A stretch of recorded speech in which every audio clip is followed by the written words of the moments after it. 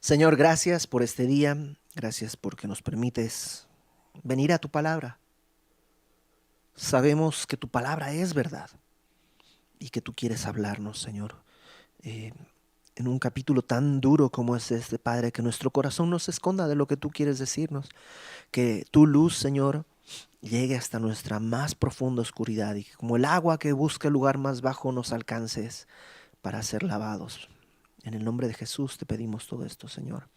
Amén. Capítulo 15 del primer libro de Samuel. Eh, ya tiene algunos capítulos que hemos visto que Samuel tiene fallas en su carácter. Comenzó muy humilde, comenzó de una manera pues agradable, eh, no queriendo nada para sí, pero poco a poco el ego y el orgullo ha ido comiendo su corazón. Lo vimos adueñándose de la victoria de su propio hijo, lo vimos tratando de en celos ver quién le está robando la gloria cuando su hijo va contra la guarnición de los filisteos. Incluso lo vimos amenazando de muerte a su hijo y dispuesto a matarlo. Eh, Samuel, Saúl ha entrado en una espiral descendente y el día de hoy es el punto en el que toca, no fondo porque se va a poner peor, pero es donde ya toma un camino que no tendrá regreso. Capítulo 15. Hubo una victoria del pueblo de Israel en los capítulos pasados, hemos estado estudiando eso. Ya el Estado, digamos, está más consolidado, ya hay una idea más clara de que Saúl es el rey, de sujeción a su gobierno, ya hay un ejército. Y entonces viene esto, versículo 1 del capítulo 15. Después Samuel dijo a Saúl, Samuel es el profeta, y viene con Saúl y le dice, Jehová me envió a que te ungiese por rey sobre su pueblo Israel. Ahora pues, está atento a las palabras de Jehová. Lo primero que Samuel le dice es, recuerda que tú eres rey porque Jehová te ungió.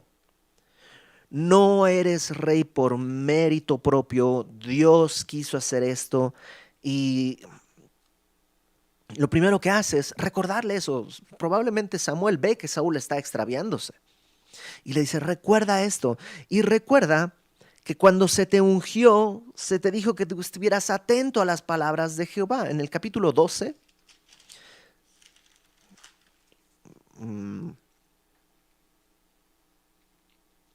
versículo 14,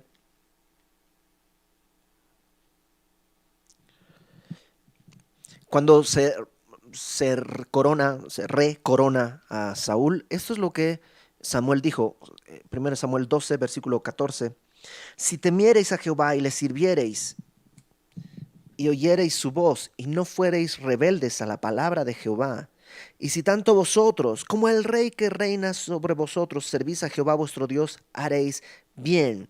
Mas si no oyereis la voz de Jehová y fuereis rebeldes a las palabras de Jehová, la mano de Jehová estará contra vosotros como estuvo contra vuestros padres. Entonces, desde el momento de la coronación, ya había este mandato a Saúl. Saúl, escucha, estate atento. Y ahora en el capítulo 15, Samuel en su misericordia, o Dios, perdón, en su misericordia, manda a Samuel a que le recuerde, tienes que estar atento a las palabras de Jehová. Verso 2. Así ha dicho Jehová de los ejércitos. Yo castigaré lo que hizo Amalec a Israel al oponérsele en el camino cuando subía de Egipto.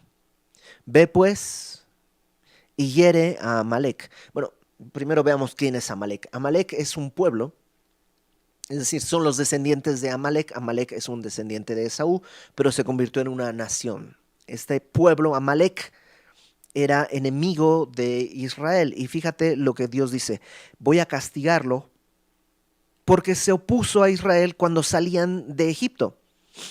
Eso está en Deuteronomio capítulo 25. Podemos leer Bueno, está en Éxodo, pero en Deuteronomio hay un dato importante. Deuteronomio 25, versículo 17.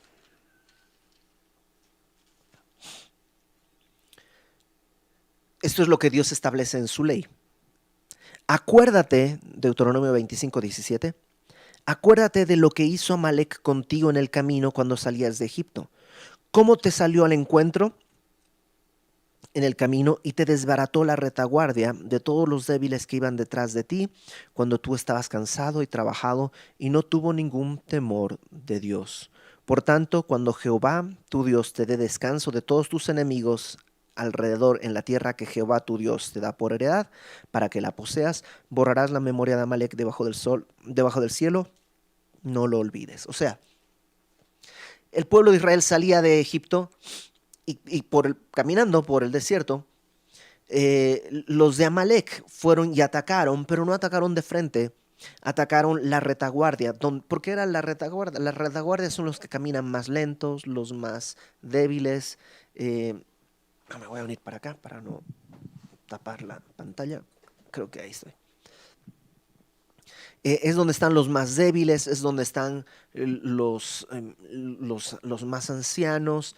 Y ahí es donde atacó a Amalek despiadadamente. Y Dios no lo olvida. Han pasado, desde ese punto, cuando sucedió ese ataque, hasta el capítulo 15 de Samuel, han pasado alrededor de 400 años. ¿Sabes qué nos muestra? Que el tiempo no resuelve el pecado. A veces pensamos que no, pues ya pequé, pero hace tanto tiempo que ya pequé que no importa tanto. Eh, yo creo que el tiempo debería resolver el pecado entre nosotros. O sea, mantenerte enojado contra alguien por mucho tiempo no tiene sentido.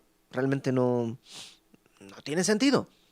Pero es que no me ha pedido perdón, pues ya, pero de todos modos perdónale, ya pasó hace mucho tiempo, es absurdo que permanezcas enojado. Entre nosotros debería resolver el tiempo ese pecado, pero con Dios no. El pecado, el tiempo no puede pagar lo que ha hecho el pecado. Han pasado 400 años y Dios todavía recuerda que hay un juicio que tiene que traer sobre Amalek. Ahora, versículo 3. Este es el juicio. Ve pues y hiere a Amalek, a la nación, y destruye todo lo que tiene, y no te apiades de él. Mata a hombres, mujeres, niños, aun los de pecho, vacas, ovejas, camellos y asnos. Wow, eso es algo muy fuerte. Y es uno de esos pasajes en los que uno duda, ¿no? Es que, pero ¿será que, a ver, voy a buscar la traducción, a lo mejor destruye quiere decir castiga nada más o algo así, pero no, la palabra es correcta y Saúl tiene que destruir todo lo que dice aquí, hombres, mujeres, niños, aún los de pecho y todo el ganado. ¿Por qué? No que tenemos un Dios de misericordia, no que tenemos un Dios bueno. Sí, tenemos un Dios bueno, un Dios misericordioso, pero también tenemos un Dios justo. Y aquí es donde realmente las cosas se definen. Tú y yo somos pecadores, Dios no. Dios es el Señor. Él es santo, santo, santo. Él es el dueño de toda la creación. Dios podría decidir exterminar a la raza humana así. Sí, porque es el Señor. Él tiene facultad para juzgar porque Él es el soberano. Y eso a nuestra carne le choca. Empezamos a decir, pero ¿por qué lo hace? Básicamente, porque es lo correcto. Ay, pero ¿por qué no me juzgó a mí? Por misericordia. Pero el hecho de que Él ejerza misericordia sobre uno no quiere decir que tiene que ejercer misericordia todo el tiempo. No es un derecho la misericordia. Estamos en una cultura en la que creemos que todo tiene que ser un derecho. Pero con Dios nadie tiene derecho de nada. Nadie tiene derecho a una segunda oportunidad. Nadie tiene derecho a ser perdonado. Es una gracia de Dios. ¿Te acuerdas cuando Jesús narra esta historia en la que hay unos hombres que Jesús dice, los voy a contratar y les voy a pagar un denario por el trabajo del día? Entonces y al mediodía contrata a otros y les dice, les pagaré lo que sea justo. Y a la noche, ya al atardecer, a otros y les dice, les voy a pagar lo que sea justo. Y empieza a pagar. Al que acaba de llegar y trabajó probablemente 30 minutos, le da un denario. Entonces los que llegaron desde el principio dicen, oh, a él le dio un denario y solo trabajó 30 minutos, entonces a mí me va a tocar ya, mire, con el aguinaldo, o sea, y hicieron sus cuentas. Y viene al que entraron al mediodía y le da un denario. Y luego viene con el que trabajó todo el día y le da un denario. Y este otro se saca de onda y le dice, ¿por qué? A él le estás dando más que a mí. Proporcionalmente yo trabajé todo el día, estos no hicieron nada. ¿Por qué? Eres injusto. Es lo que está diciendo el otro. Y esa es nuestra carne. Y lo que Jesús cuenta es que el otro hombre, el hacendado, respondió diciendo, ¿no puedo hacer lo que yo quiera con lo mío? ¿No puedo tener misericordia de los otros? A ti no te estoy siendo injusto. Te di lo que pactamos, un denario. De esa misma manera, Dios es justo. ¿Por qué no ha arrasado con México? Por misericordia. Podría haberlo hecho. ¿Por qué no ha arrasado con Semilla de Mostaza? Por misericordia. Ninguno de nosotros tenía derecho a ser salvo. Fuimos salvos por la gracia de Dios, por la misericordia de Dios. Entonces, ese es el primer punto. ¿Por qué enjuicia a Amalek y no enjuicia a Israel, que son probablemente igual de males, igual de malos? Misericordia de Dios. ¿Y quién puede corregirle a Dios sobre quién extiende su misericordia? Nadie. Es, es el Señor. Y eso sí, choca a nuestra carne. Porque nuestra carne lo que quiere decir es, yo lo habría hecho distinto. Léase, yo soy mejor que Dios. Yo soy más bueno que Dios. Yo tengo un mejor plan que Dios. O sea, orgullo. Orgullo. Terriblemente orgullosos. Y de eso va a hablar todo el capítulo. Cómo mi carne busca revelarse a lo que Dios está pidiendo. Eh, Ahora, Dios va a juzgar a Amalek como juzgó a Sodoma y juzgó a Gomorra, pero ahora va a usar a Israel para ese juicio. ¿Por qué? Otra vez, porque Dios así lo determina. Él es el soberano. Tal vez tiene que ver con que el pecado de Amalek fue contra Israel, entonces va a tomar a Israel para juzgar a Amalek. Ahora, no es un Dios que de la nada se le ocurrió y ¡bla! No. Han pasado 400 años en los que Dios ha esperado teniendo misericordia. Teniendo misericordia una y otra y otro año, esperando que el pueblo se arrepienta, pero no lo ha hecho. Y si algo podemos ver en las Escrituras es que Dios siempre extiende misericordia cuando alguien la pide. Tuvo misericordia de Rahab en Jericó, tuvo misericordia de Noé con el diluvio. Siempre ha tenido misericordia. Tuvo misericordia de Lot cuando destruyó a Sodoma y Gomorra. Y le dijo, ¿quién es más? ¿Tienes alguien más, Lot? Y no había nadie más. Entonces no es que Dios se le sacó así, explotó, despertó de malas y no. Dios dio tiempo para que Amalek se arrepintiese y no se arrepintió. Eh, Ahora, el día de hoy ya no es así. El día de hoy Dios no está pidiéndole a su pueblo, que es la iglesia también, no está diciéndole vayan y evangelicen y el que no quiera lo matan. No, Dios no está actuando de esa manera. ¿Por qué? Porque es el Señor, el soberano, y Él ha decidido que en este tiempo la manera en la que Él va a rescatar gente es a través del Evangelio. No por decreto, sino transformando una persona a la vez. Ok, entonces, eh, Dios le da esta encomienda a Saúl y a la vez también es una prueba. Saúl tiene que obedecer. Lo que le dijo en el versículo 1 es, estate atento. Ya le dio la instrucción, ahora solo tiene que obedecer. Versículo 4.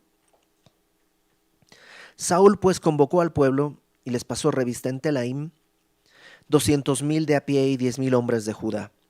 Y viniendo Saúl a la ciudad de Amalec, puso emboscada en el valle. Y Saúl dijo a los ceneos, idos, apartaos y salid entre los de Amalec, para que no os destruya juntamente con ellos, porque vosotros mostrasteis misericordia a todos los hijos de Israel cuando subían de Egipto. Y se apartaron los ceneos de entre los hijos de Amalec. Los ceneos eran otro pueblo que aparentemente estaba, digamos, conviviendo con los amalecitas, pero los ceneos eran una tribu distinta. Y esta tribu está emparentada de alguna manera porque cuando Moisés se casa, su suegro es Ceneo. Entonces, su suegro fue una bendición para el pueblo, el suegro de Moisés. Entonces, Saúl, yo creo que bien, dice, mi orden es exterminar a los amalecitas, los ceneos salgan de aquí. Lo cual nos muestra otra cosa. Cuidado con quién te relacionas. Los ceneos estaban con los amalecitas. Y si tú no eres perspicaz, si no escuchas la voz de Dios a tiempo, puedes correr la misma suerte. Saúl les dice, si no se mueven de aquí, van a perecer junto con ellos. No es bíblico, ojo, no es bíblico, pero dime con quién andas y te diré quién eres, es un refrán que dice la verdad. Incluye en todos los aspectos de nuestra vida. No estoy diciendo, hay gente con la que es inevitable tener contacto. Si trabajas y al lado de ti está una persona súper carnal y grosera e inmoral y todo lo que tú quieras, pues es imposible no tener contacto. Trabajan juntos, tu tarea es servirle, colaborar, sí, pero eso no quiere decir entablar una amistad. No tengas comunión con esas personas. Aguas, aguas, aguas, incluso entre los cristianos. Algunos dicen que son los que le llaman, ¿no?, el cristiano diésel. El cristiano diésel es que dice él que es cristiano, pero en realidad no se nota. Entonces, aguas con quienes te estás relacionando. Los ceneos salieron. Versículo 7. Y Saúl derrotó a los amalecitas desde Havila hasta Shur, que está al oriente de Egipto, y tomó vivo a Agag, rey de Amalec. Agag no se llamaba Agag. Agag era como el título, como Faraón o César, ¿no?, que el Faraón no se llamaba Faraón y el César no se llamaba César. Agag era el título del rey de Amalec. Entonces lo tomó vivo, pero a todo el pueblo mató a filo de espada. Y Saúl y el pueblo perdonaron a Agag y a lo mejor de las ovejas y del ganado mayor, es decir, vacas y eso, de los animales engordados, de los carneros y de todo lo bueno, y no lo quisieron destruir. No es que no pudieron, ahí hay una decisión tomada, no lo quisieron destruir, mas todo lo que era vil y despreciable, destruyeron. La orden era muy clara, destruye todo. ¿Por qué? Porque es un juicio. Dios, en aquella época, era normal que cuando conquistabas un territorio te quedaras con los despojos, el botín de guerra. Eso era el pago para los soldados en la mayor parte de las veces. Pero esto no era una conquista, era un juicio. Y nadie tenía que obtener beneficio del juicio hecho a alguien más. Lo cual nos muestra que, o sea, a veces tú y yo pensamos cuando al fulanito le va mal, se lo merece. No, no, no, no, no. No obtengas gozo ni beneficio cuando Dios enjuicia a alguien, aunque se lo merezca. No obtengas nada porque todo eso es del Señor, no es ganancia para nadie. El juicio de Dios, cuando cae sobre alguien, no debe producir ganancia. Pero aquí ellos quisieron ganar. y exterminaron todo lo chafa, pero se quedaron con las cosas que estaban buenas. Saúl guardó a Amalek. ¿Por qué? Probablemente porque pues es bueno para tu orgullo tener a un rey extranjero como mascota. Tal vez él quiso verse más bueno que Dios. Yo creo que no hay que exterminarlo. Nos puede servir para muchas otras cosas, o sea, el punto es que cuando no obedeció Saúl a Dios, lo que está mostrando es que confía más en su propia prudencia y eso es orgullo. ¿Quién de nosotros tiene mejores ideas que Dios? ¿Quién de nosotros puede decidir las cosas mejor que Dios? Pero tantas veces lo hacemos. Yo sé que tengo que pedirle perdón, pero no lo voy a hacer. O lo voy a hacer, pero después. Eso es desobediencia. Es considerar que mi entendimiento está por encima del entendimiento de Dios. Ahora, ¿qué sucede? Eh, verso 10. Y vino palabra de Jehová a Samuel diciendo, me pesa haber puesto por rey a Saúl, porque se ha vuelto de en pos de mí y no ha cumplido mis palabras. O sea, ¿tú crees que Dios no se iba a enterar? Saúl, ¿tú piensas que Dios no se va a enterar lo que estás haciendo? Dios por supuesto que lo vio y le dijo a Samuel, Samuel, me pesa haber puesto este rey. La palabra me pesa, esa palabra pesa, es la misma palabra que se traduce en otras veces como me arrepiento. Y es un concepto extraño, ¿no? ¿Cómo que se arrepiente Dios? O sea, Dios no se arrepiente. De hecho, más adelante, la próxima semana, vamos a ver que Dios dice que Él no es hombre para que mienta, ni hijo de hombre para que se arrepienta. Pues aquí dice que se arrepiente. Sí, pero tenemos que leer siempre las cosas en contexto. Acuérdate que las palabras tienen solamente sentido cuando están en el contexto. Cuando Dios dice, me pesa haber puesto por rey a Saúl, no está confesando un pecado. O sea, no es la palabra arrepentimiento no tiene el sentido que tiene en el Nuevo Testamento. Cuando Dios nos manda a arrepentirnos es porque hemos pecado y estamos llamados a tener una reflexión, darnos cuenta que está mal y una conversión, o sea, darnos la vuelta, arrepentimiento, darnos hacia caminar hacia el otro lado.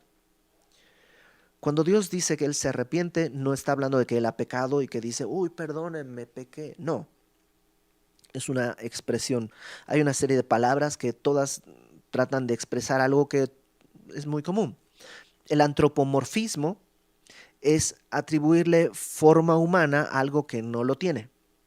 Por ejemplo, cuando hablamos de los ojos de Dios. Dios es espíritu, no tiene ojos, pero hablamos de sus ojos que recorren por toda la tierra como una manera de expresarlo. ¿Para qué? Porque nosotros tenemos ojos y estamos atribuyéndole características humanas a Dios para dar a conocer un concepto. Ese es el antropomorfismo.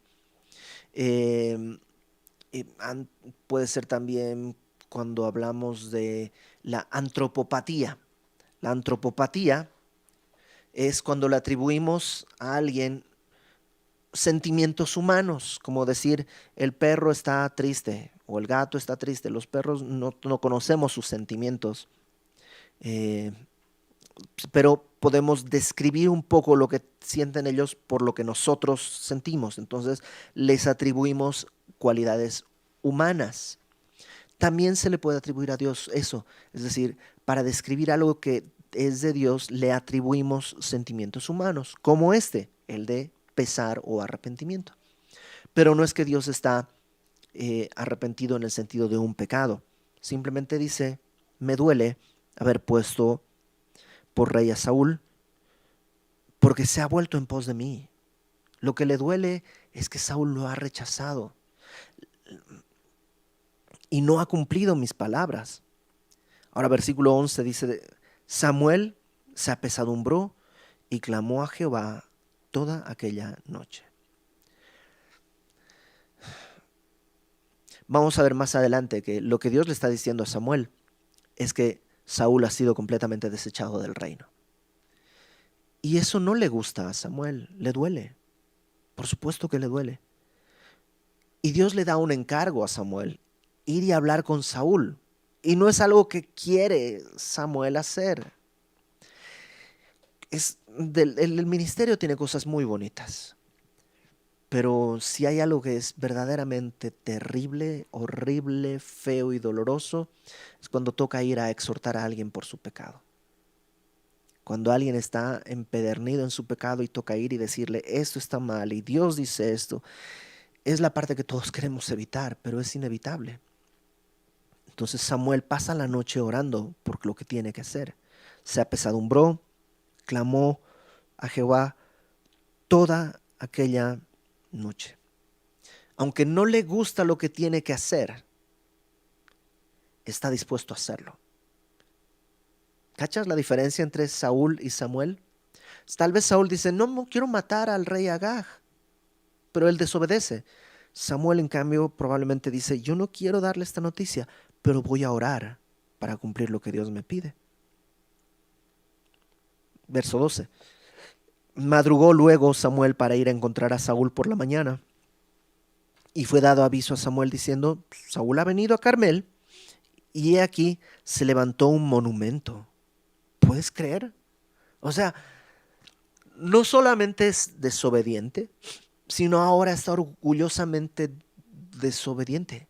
Se hizo un monumento. ¿Por qué? ¿Te lo imaginas? Tal vez ahí con su espada.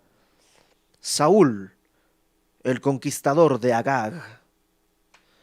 O Saúl, el obediente. No sé, pero o sea, qué barbaridad hacerse un monumento. ¿Bajo qué argumento? Pues vamos a seguir leyendo. Dio vuelta, pasó adelante y descendió a Gilgal. Vino pues Samuel a Saúl y Saúl le dijo, ¿no? Va entrando Samuel y Saúl lo ve y le dice, bendito seas tú de Jehová, yo he cumplido la palabra de Jehová. Ah, caramba. Uno pensaría que cuando pecas, vienes y cuando alguien pues sabe que estás mal, le dices, ¿sabes qué? La regué. La regué. No sé qué hacer. Ya la regué. Eso sería lo lógico. Samuel, ayúdame. ¿Qué puedo hacer? ¿Qué puedo hacer? O sea, ayer, no sé, me volví loco, pero ¿qué puedo hacer? En vez de eso, lo que Saúl hace es hacerse un monumento y cuando viene Samuel, lo que hace es decirle, gloria a Dios, amén, aleluya, hermano, qué bueno que te veo. O sea, se pone en un traje religioso completamente falso, pero además, no sé si él se engañó a sí mismo ya, que le dice, he obedecido, he cumplido la palabra de Jehová. Es como que por dentro, tal vez su conciencia todavía está ahí tratando de hacer algo porque, eh, ¿cómo, cómo, cómo va? A explicación no pedida, culpa manifiesta, una cosa así, es un dicho, ¿no? A explicación no pedida, confesión manifiesta, algo así. La cuestión es que Samuel ni ha llegado y el otro va a querer, cumplí todo lo que Dios me dijo. Y Samuel entonces le responde, verso 14, ok, si eso es cierto, pues qué balido de ovejas y bramido de vacas es este que yo oigo con mis oídos. O sea, ¿te imaginas? Saúl sale, he cumplido lo que Dios me pidió.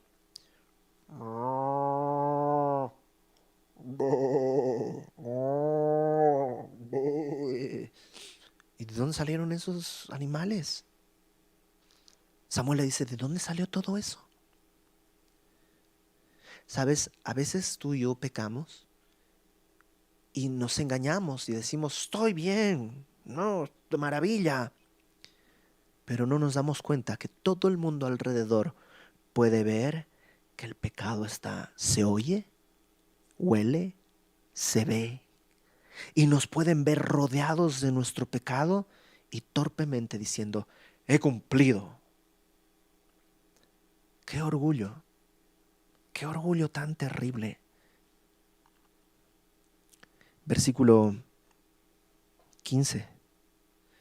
Saúl tuvo la oportunidad de decirle, oh, bueno, tal vez no he cumplido bien, tal vez no he hecho lo correcto. Pero en vez de eso, fíjate, verso 15, Saúl respondió, de Amalec los han traído. Ah, caramba, ¿quién los ha traído? Pues el pueblo, ellos los han traído. Porque el pueblo perdonó lo mejor de las ovejas y de las vacas. Ah, pero no te creas que era para algo egoísta o que querían. No, no, no, no, no. Para sacrificarlas a Jehová tu Dios. Pero lo demás lo destruimos. Y ahora ahí sí se incluye, ¿no? Lo destruimos, eso sí, ahí nosotros lo destruimos. Pero lo que guardaron, ellos lo guardaron. Qué cobarde. Pero así es nuestra carne. Así es siempre nuestra carne cuando se inflama con el orgullo. He conocido tantas veces a personas que, incluyéndome a mí, tantas veces que buscamos echarle la culpa a otros. No, es que no soy enojón, es que así me criaron. Ah, es culpa de tus papás entonces. Sí, sí, sí. Es que no soy grosero, es que soy del norte y allá hablamos así. Ah, ok, entonces es culpa de la geografía. Y siempre tratamos de echar la culpa a alguien más. Cuando eso pasa es orgullo. Es orgullo. ¿Cuán diferentes hubieran sido las cosas si Samuel hubiera llegado y Saúl hubiera salido a decirle, Samuel, no sé qué hacer. Esto se salió de control. Pequé y luego ya no supe qué hacer y por favor ayúdame. Tal vez hubiera tenido igual un destino en el que Saúl hubiera tenido que abandonar el reino, pero con la gracia de Dios en la mano. En vez de eso, sigue empedernido. Yo hice lo mejor, el pueblo quiso traerlo, pero ojo, para sacrificarlo. ¿Te imaginas? Robé, pero es para dar un diezmo más grande en la iglesia. Entonces dijo Samuel a Saúl, déjame declararte lo que Jehová me ha dicho esta noche. Samuel lo ve y le dice, te tengo que decir algo que Dios me habló. Y ni ahí Saúl hace lo correcto, porque Saúl dice, ok, di, qué soberbia, qué altanería. Ah, para mí, órale, échamelo. Ok, qué altanería.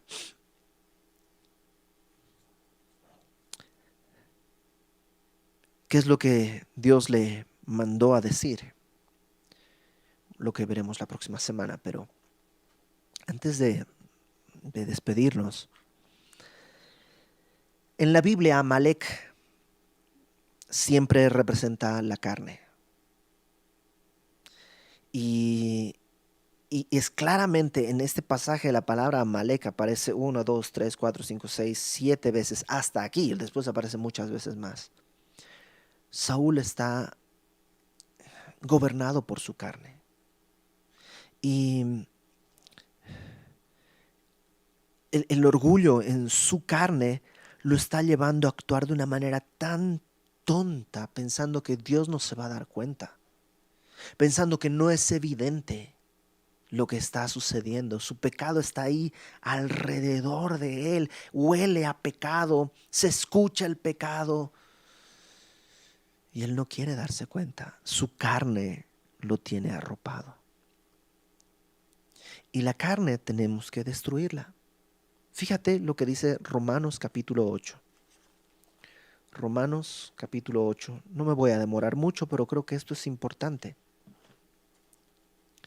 En el libro de Romanos, en el capítulo 8, voy a leer un buen pedacito, dice en el versículo 5. Porque los que son de la carne, acuérdate que la carne no es necesariamente el cuerpo, sino es esta naturaleza pecadora que todos tenemos y que Todos sufrimos y padecemos porque quiere gobernar. Pero aquí nos dice Pablo en Romanos, los que son de la carne piensan en las cosas de la carne, pero los que son del Espíritu en las cosas del Espíritu. Por eso le dijo, atento a la palabra de Dios. Escucha, ¿qué estás atendiendo más, la palabra de Dios o tu carne? ¿Con qué estás llenando tu corazón? Los que son de la carne piensan en las cosas de la carne, los que son del Espíritu en las cosas del Espíritu. Versículo 6. Porque el ocuparse, y la palabra ocuparse es inclinación mental, ¿no? El ocuparse de la carne es muerte, pero el ocuparse del Espíritu es vida y paz, por cuanto los designios de la carne son enemistad contra Dios, porque no se sujetan a la ley de Dios ni tampoco pueden. O sea, hay una lucha entre la carne y el espíritu que no va a cesar. Lamento decírtelo, no va a cesar. Esta lucha no pasa con el tiempo, no es que poco a poco te vas. No, la lucha no va a cesar. Tu carne siempre va a querer tomar el control. Entonces, ¿qué tengo que hacer? Versículo 9 de Romanos 8. Mas vosotros no vivís según la carne, sino según el Espíritu, si es que el Espíritu de Dios mora en vosotros. Y si alguno no tiene el Espíritu de Cristo, no es de él. Pero si Cristo está en vosotros, el cuerpo en verdad está muerto a causa del pecado, mas el Espíritu vive a causa de la justicia. Y si el Espíritu de aquel que levantó de los muertos a Jesús mora en vosotros, el que levantó de los muertos a Cristo Jesús vivificará también vuestros cuerpos mortales por su Espíritu que mora en vosotros. Así que, hermanos, somos deudores somos no a la carne para que vivamos conforme a la carne, porque si vivís conforme a la carne moriréis, mas si por el Espíritu hacéis morir las obras de la carne, viviréis. Lo que dice Pablo es, si ya el Espíritu vive en ti, ya no estás bajo la carne, no le debes nada. ¿Por qué le haces caso si no le debes nada? Ay, la carne te dice, tengo sed. Ay, córrele, córrele, córrele, hay que darle agua a la carne. ¿Por qué? ¿Qué le debes? ¿Qué te ha dado? Nada. ¿Por qué nos sujetamos? Porque gobierna, porque es muy fuerte, porque estoy más atento a las obras de la carne que al Espíritu. ¿Y qué tengo que hacer? Por el Espíritu dice, haced morir las obras de la carne. Toma a Amalek y mátalo. Y no dejes nada. Pero es que lo quiero para glorificar a Dios. No, no, mátalo. No hay beneficio en la carne. No lo guardes. ¿No dice que con la carne negocia? ¿No dice que con la carne tú tienes que llegar a un acuerdo? Mata. No dice contén o resiste, sino mata a tu carne. Elimina sin misericordia. ¿Qué pasa si no lo hago? Acompáñame y con esto terminamos. A 2 Samuel capítulo 1, por favor. 2 Samuel capítulo 1, versículo 6.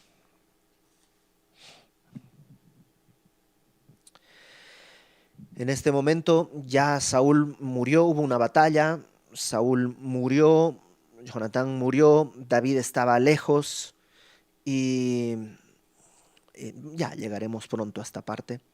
Entonces David está en su campamento y viene alguien con esta noticia, un joven, verso 6, 2 Samuel 1, versículo 6. El joven que le daba las nuevas, que le cuenta que Saúl acaba de morir y Jonatán murió. David le pregunta, ¿cómo sabes? Y él respondió, casualmente vine al monte de Gilboa y hallé a Saúl que se apoyaba sobre su lanza.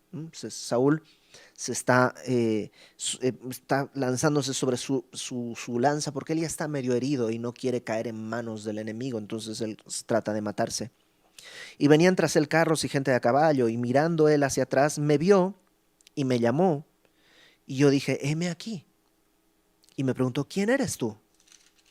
Y yo le dije, soy Amalecita. ¿Te das cuenta? Él es, o sea, descendiente de Amalek. Soy amalecita. Y él entonces le dijo, Saúl a este hombre, te ruego que te pongas sobre mí y me mates, porque se ha apoderado de mí la angustia, pues mi vida está aún toda en mí. Y entonces me puse sobre él y le maté, porque sabía que no podía vivir después de su caída, y tomé la corona que tenía en su cabeza y la argolla que traía en su brazo y las he traído acá. ¿Sabes qué?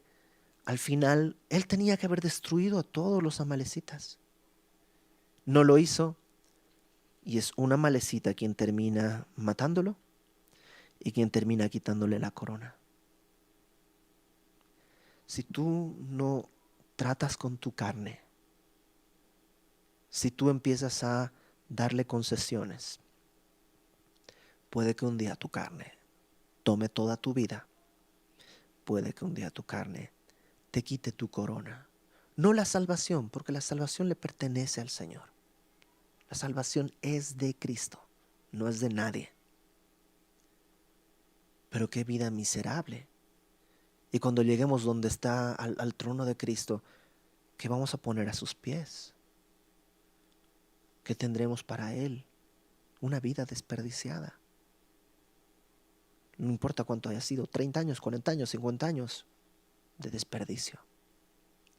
Mejor, ¿sabes qué? Mira, Saúl, y obedece lo que Dios te dice. Una obediencia incompleta es una total desobediencia. Obedece lo que Dios te pide. Trata con tu carne. Confía en el Señor. Sujétate a su sabiduría. No confíes en tu propia prudencia. Vamos a orar. Señor, gracias porque pues en este tiempo tú has decidido extender tu misericordia sobre nosotros.